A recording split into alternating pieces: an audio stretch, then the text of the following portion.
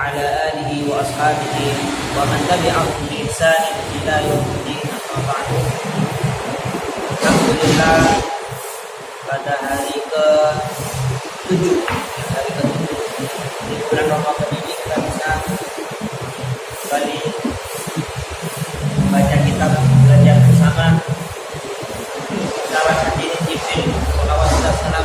Mudah-mudahan senantiasa diaturkan kepada Nabi Muhammad sallallahu alaihi wasallam. Baik, sebelum kita melanjutkan pembahasan, mari kita kirimkan Fatihah dan doa kepada penulis kitab juga kepada guru kita.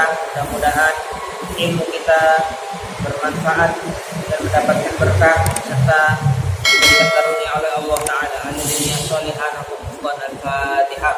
Alhamdulillah minasyaitonir rajim. Bismillahirrahmanirrahim. Alhamdulillahirabbil alamin arrahmanir rahim maliki yaumiddin. Iyyaka na'budu wa iyyaka nasta'in. Shiratal mustaqim. Shiratal ladzina an'amta 'alaihim ghairil maghdubi 'alaihim waladdallin. Bismillahirrahmanirrahim. Di pertemuan sebelumnya kita bahas mengenai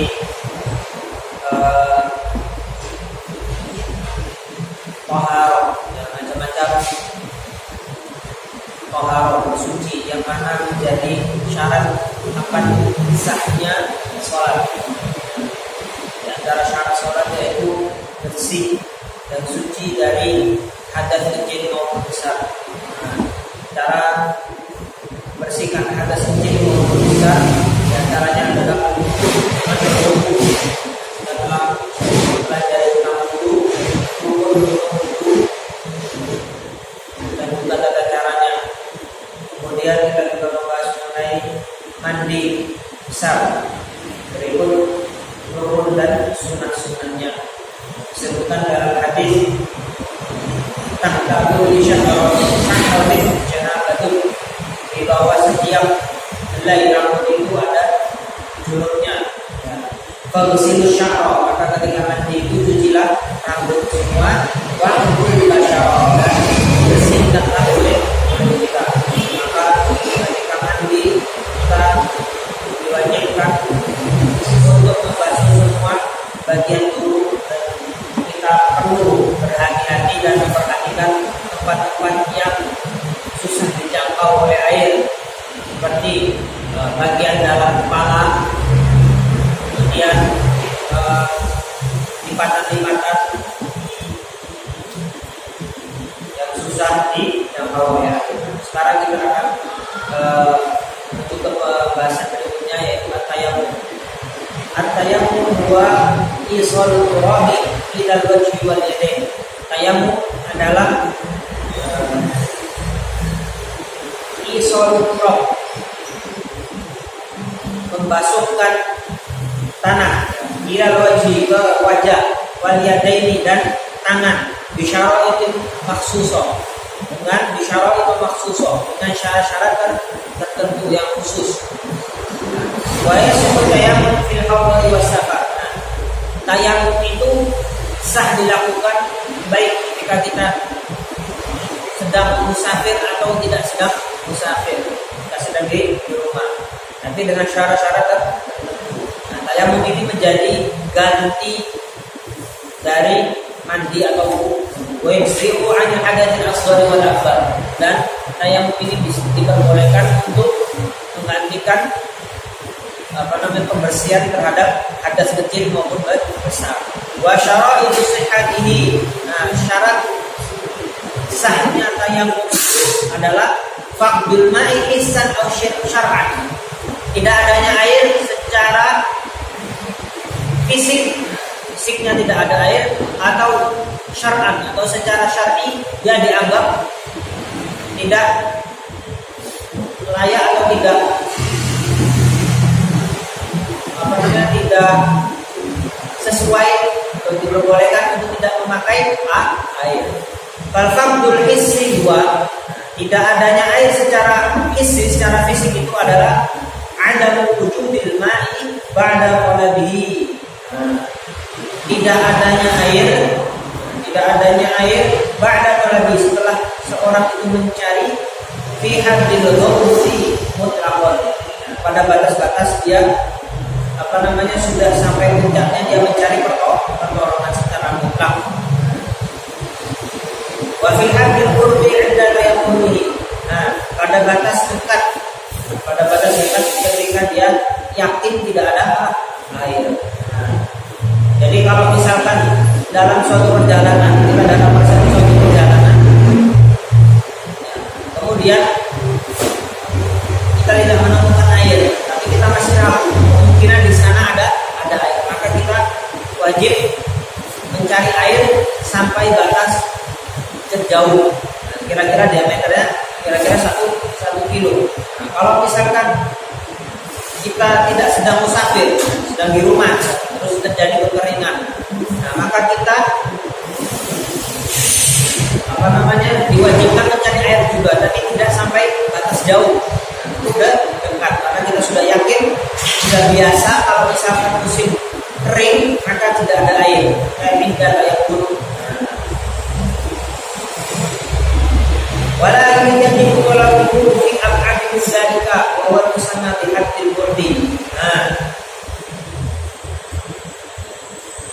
Dan kita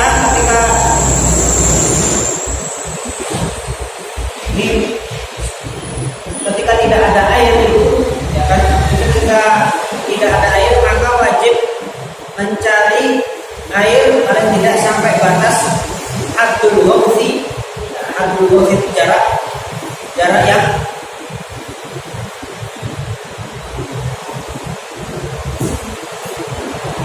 dekat, ataupun yang bagi yang sedang safar. Haddul ghawsi, ada haddul ghawsi, ada haddul qurbi. Haddul ghawsi dan haddul qurbi. Kalau orang haddul ghawsi itu jarak yang dekat, sekitar diameternya 150 meter. Adapun yang jarak jauhnya diameternya 4,5 km. Jadi orang kalau misalkan dia sudah yakin tidak ada air, artinya itu inda tayammuni. Jadi kalau orang sudah yakin tidak ada air di rumahnya pada musim panas, tidak ada air, dia juga yakin di rumahnya itu tidak ada air, maka dia tetap wajib mencari air dengan diameternya dan itu 4,5 km. Kalau misalkan kita sedang safar itu kan susah, segala sesuatunya susah, orang bukan di rumahnya sendiri. Maka kita diwajibkan mencari air pada diameternya sejauh 150 meter. Kalau misalkan sejauh jarak memandang kalau tidak ada sejauh 150 meter ada air, maka boleh kita bertayamum. Na'am indahu ta'khirus shalah in tayaqqana qusul ma'i akhir waqti yusalliha bil. Kalau kita yakin misalkan kita di suatu wilayah, kita sedang di rumah kita itu tidak ada air pada musim panas, tapi ada kabar bahwa nanti jam 2:30 itu bakal ada bantuan air dari PDAM. Kita yakin bahwa 2:30 itu bakal ada PDAM.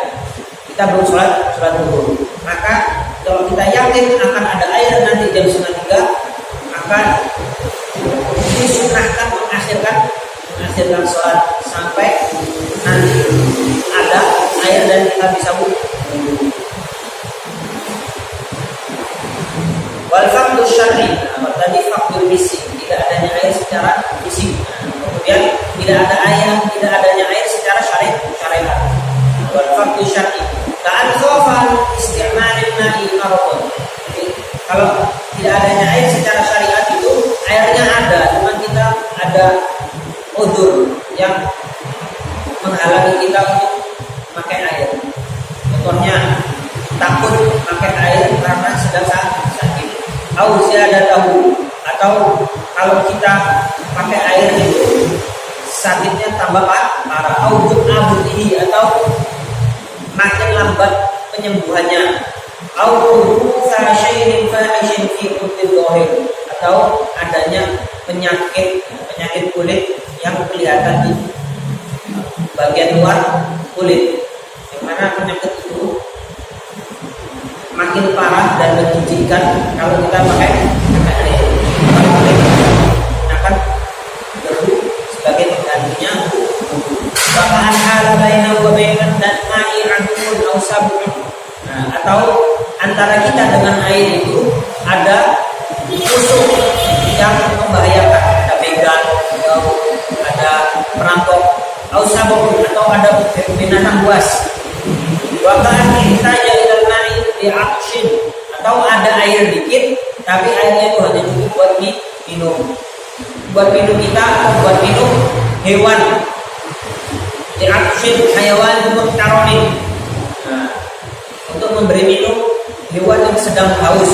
Hewannya itu tidak diharamkan untuk membunuh. Hewannya itu kita diharamkan untuk membunuhnya. Misalkan kambingnya tetangga itu kita nggak boleh membunuhnya. Dia sedang kehausan, airnya cuma sedikit, maka kita wajib ngasih hewan itu jadi minum. Wa istaratu li sihhati tayammum aidan.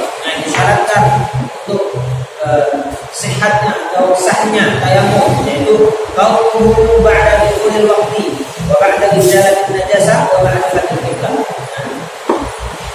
Sebelum kita melakukan tayammum sebagai ganti wudu, maka disyaratkan kita harus yakin bahwa telah masuk waktu sholat. Jadi nggak boleh belum masuk waktu zuhur kok kita sudah mau tayammum. Jadi belum masuk waktu zuhur baru tayammum. Bapak ada izalatin najasah, dan harus menghilangkan semua najis-najisnya dulu. Misalkan ada kotoran di atas tangan, maka wajib dihilangkan najisnya. Bapak ada kiblat, dan kita sudah tahu arah kiblat. Jadi tiga.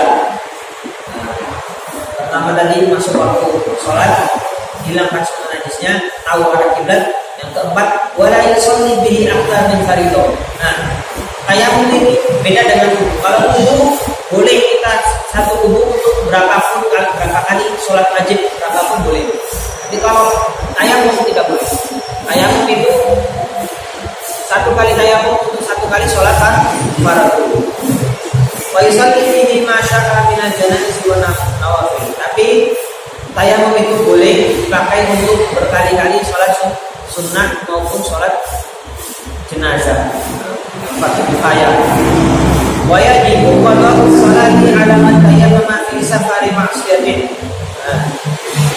Kalau misalkan ada orang melakukan perjalanan untuk suatu maksiatan, dalam perjalanan dia tidak menemukan air buat sholat. Sebenarnya orang seperti ini tidak mendapatkan rukhsah, tidak mendapatkan keringanan untuk bolehnya tayammum. Tapi karena dia terpaksa, maka akhirnya dia harus tayammum. Maka saat itu dia hanya melaksanakan sholat sebagai waktu, hanya untuk menghormati waktu. Tapi karena dia sudah di rumah, dia wajib mengqadha sholat. Jadi tayammumnya orang yang melakukan perjalanan untuk maksiat itu tidak menggugurkan qadha sholat. Au fi mawdi'in yadribu wujudul ma'i fihi. Atau ada orang kok dia tayammum tapi di tempat yang banyak air, maka tayammumnya nggak sah, wajib qadha sholat. Au tayammama li khawfi burdin ila ajaza tasqil ma. Juga wajib qadha sholat bagi orang yang bertayammum karena takut air yang dingin. Kalau dia ketika itu tidak mampu untuk menghangatkan air, kemudian dia takut pakai air dan kedinginan, kemudian dia bertayammum, maka wajib mengqadha ketika sudah tidak dingin. Wa man faqada al-tahuraini shalla al-fardha li hurmati al-waqti wa talzamu al-i'adah.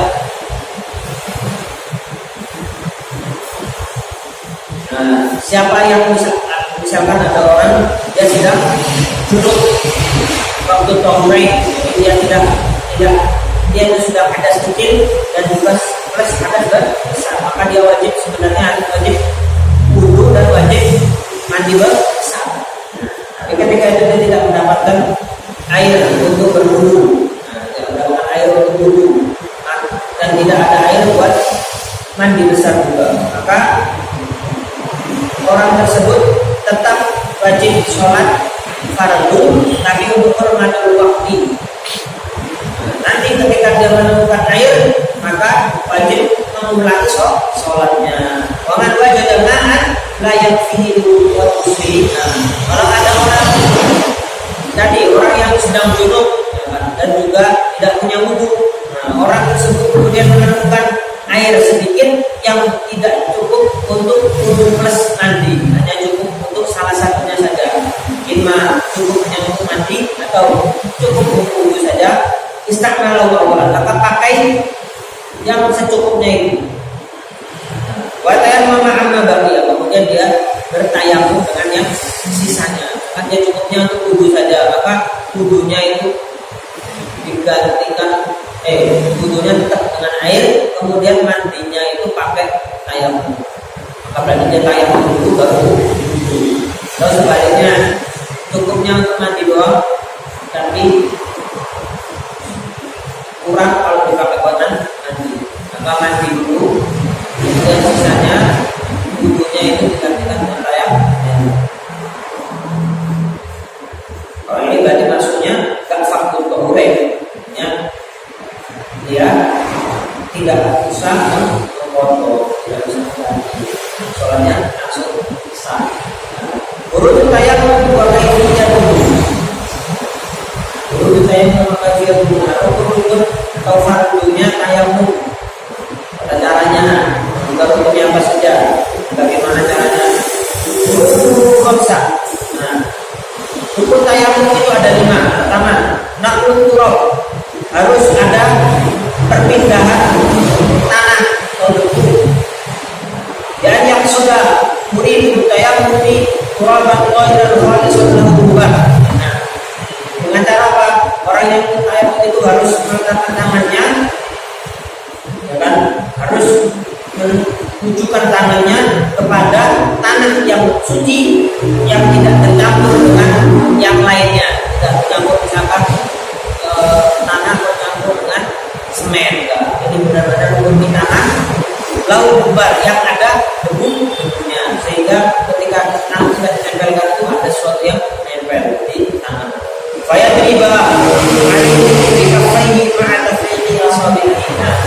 Kemudian dia pukulkan tangannya ke tangan tadi dengan posisi jarinya terbuka.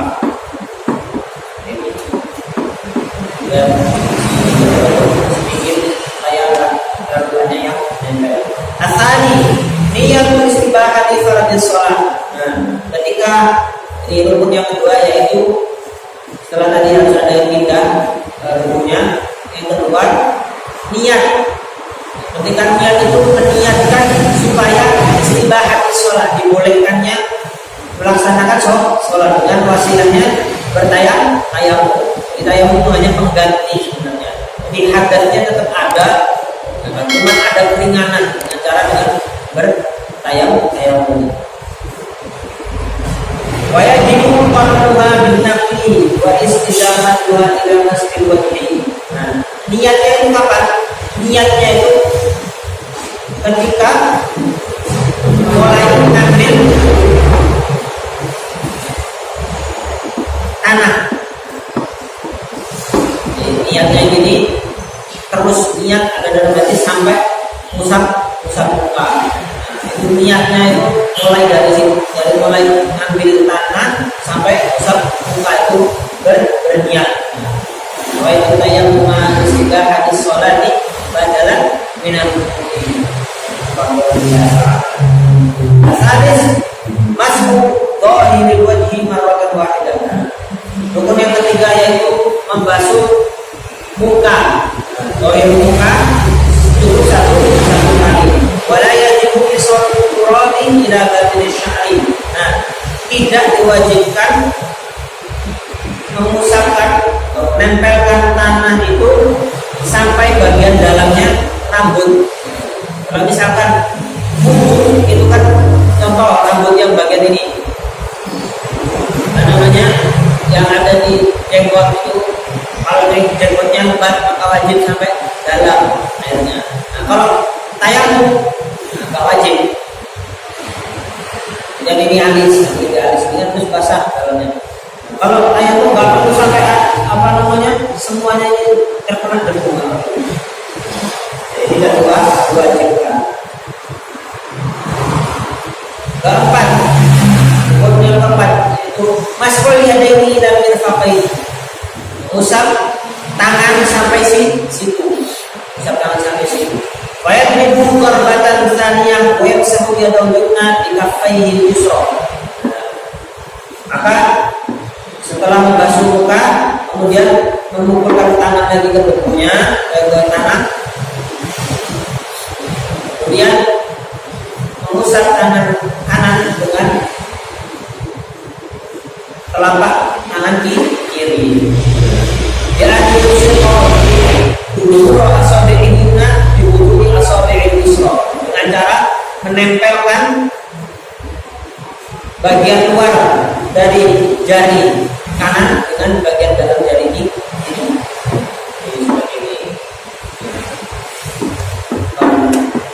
Mengumpulkan tangan dulu ke tangannya, dan sedikit berarti tempelkan bagian dalamnya tangan kiri. Nah, itu nempel dengan bagian luarnya tangan kanan, kemudian dijalankan. Semuanya kena. Fayumir roha ala ghairi sa'idil aiman hatta yasilal mirfaqaini fayalibaha ibadna kaffaihi yusra ala batini sa'idil aiman. Akan menjalankan dari sini, kemudian dijalankan terus kembali ketemunya di jempol. Fayumir roha hatta yasilal ruh fayumir batna ibahami yusra ala ghairi ibahami al-yumna. Thumma yamsaha yadahu yusra bi kaffil yumna ala mithli dhalik. Kemudian itu juga ya kiri. Ma'a tahdiri asabi'ihima. Kemudian juga di sela-sela, setelahnya di akhir di sela-selanya jadinya di sela-selanya semua. Yang kedua juga selesai, kemudian di sela-sela. Al-khamis at-tartib bainal mas'alatain. Rukun yang kelima yaitu harus tertib urut. Tidak boleh basuh tangan dulu baru baru ini harus tertib. Mutilatul wudu'i wa tayammum. Yang membatalkan wudu dan tayammum. Pembatal wudu dan tayammum itu sama ya, batalnya sama. Tapi yang tayammum ada kelebihannya lagi. Beberapa kondisi yang menyebabkan tayammum itu batal yang tidak ada di hulu. Contohnya kalau misalkan orang dia tayammum karena tidak ada air, tiba-tiba sebelum sholat dia menemukan air, maka tayammumnya otomatis batal, dia wajib langsung wudu. Yang kedua buat tayammum usul di syai'in min al-kubri al-kubri walau nadirun. Membatalkan wudu dan tayammum dengan keluarnya satu dari bagian luar depan, kelamin depan dan belakang. Walau nadirun, meskipun barang yang keluar itu jarang-jarang keluar darinya, seperti wadi itu keluar kalau kita sedang nafsu, tapi tidak mandi. Kalau mandi itu ejakulasi, kalau mandi itu lengket, tapi warnanya agak jernih. Wadi itu keluarnya kalau kita capek, wadi. Kemudian wadi guna mani.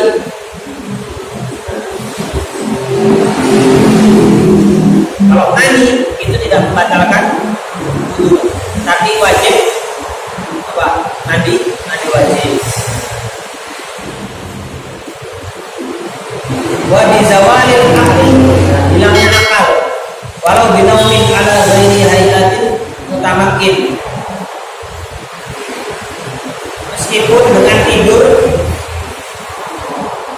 tidurnya dengan posisi yang tidak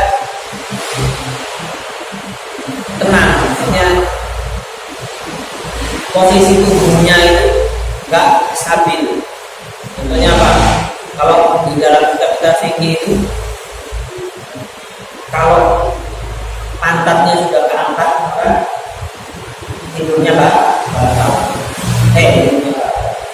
Tidurnya batal. Jadi apa namanya kriterianya kalau ini apa namanya pantatnya sampai batal. Waktu juga di syarati rajulin wa imra'atin balagha hadd syahwati ma'a adami al-aqli wal mahawiyah. Kemudian dengan bersentuhannya laki-laki dan perempuan yang dengan apa namanya dengan rasa syahwat tanpa adanya penghalang dan juga bukan mahram.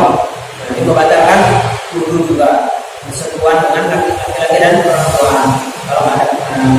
Wa binasil kulil adami au halaqatul wudhu wa tiqafain. Kemudian dengan apa? Kita menyentuh dengan apa namanya bagian dalam dari tangan, menyentuh apa? Menyentuh alat kelamin, baik kelaminnya laki-laki maupun perempuan. Wa yakunu tayammum aidan biriddati 'anil Islam. Dan yang membatalkan tayammum dan wudu juga kalau kita murtad dari Islam, otomatis batal tayammum dan wudunya. Wa biwujudil nahi. Nah, kalau ahli tadi yang saya sebutkan, kalau kita misalkan menemukan ada air terus tiba-tiba kita nemu air, maka otomatis tayammumnya batal. Dengan adanya kita menemukan air, ma'al qudrati 'ala istimalihi ma'al mani. Dengan syarat air itu kita berhak atau kita bisa memakainya dan tidak ada penghalang antara kita dengan memakainya air tersebut. Wa bitawawudihi fi ghairi shalah. Dan juga membatalkan tayammum kalau kita tadi kan tayammumnya niatnya untuk sholat, tiba-tiba kita nggak jadi sholat, maka tayammumnya batal. Jadi ulang tayammum lagi. Kalau tayammum itu harus langsung setelah tayammum langsung sholat. Al-ahdas, hadas yang wajib disucikan. Hadas yang ada pada manusia itu terbagi menjadi tiga. Ada dua, tiga. Yaitu hadasul asghar, hadas kecil. Wa yahsulu bi khuruji syai'in min hadisa bilaini walau nadiran. Hadas kecil itu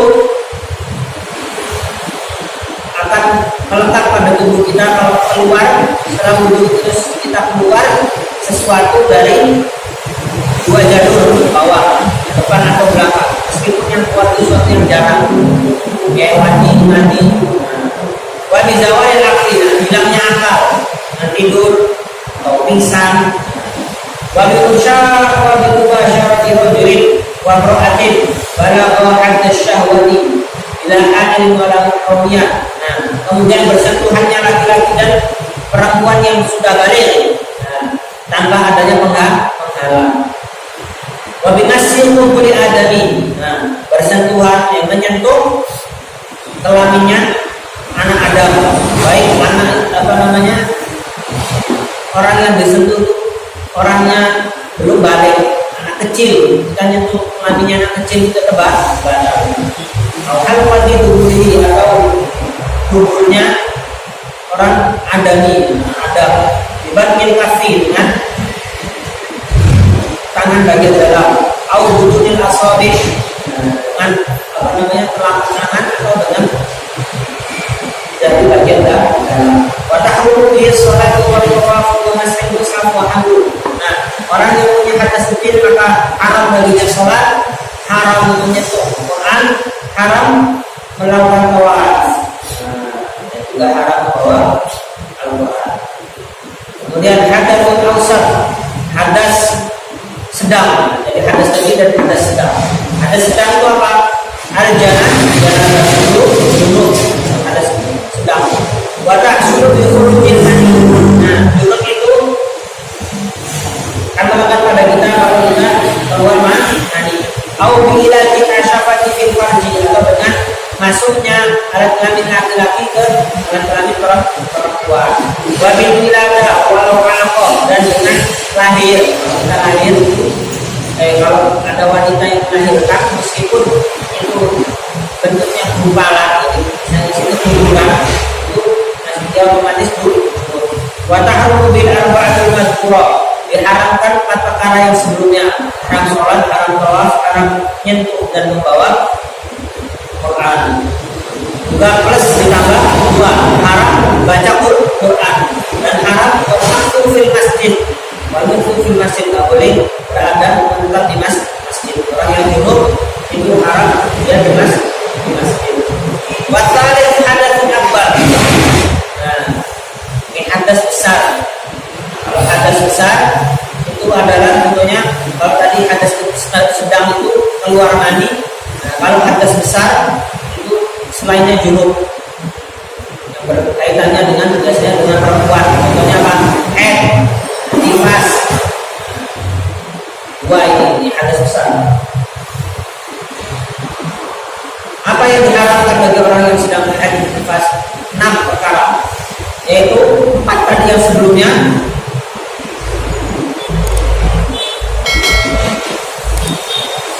Kemudian puasa, kalau orang junub boleh puasa.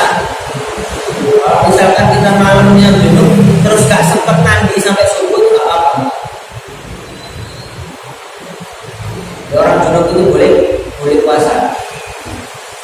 Tapi kalau orang haid dan nifas gak boleh puasa. Karena bagi haid dan nifas itu puasa. Wal mururu fil masjid ma'a khawfi tarwif, gak boleh masuk masjid orang haid dan nifas dengan kondisi kalau dia takut haidnya itu bakal netes dan mengotori masjid. Wal jima, orang haid dan nifas gak boleh berjima. Wakadar tamattu bima baina summa wa ruba, juga gak boleh menikmati di antara pusar dan dengkul. Tidak boleh. Pokoknya main-main di antara pusar dan dengkul ini tidak boleh. Al-haid wa nifas, haid dan nifas. Bahasan tentang haid dan nifas.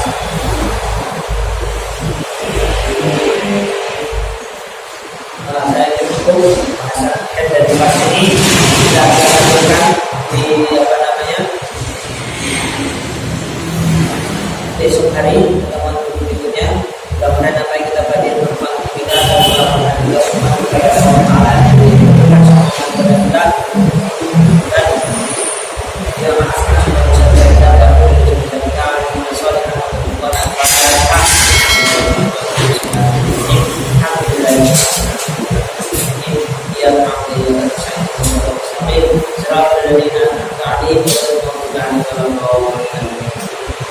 Alhamdulillah.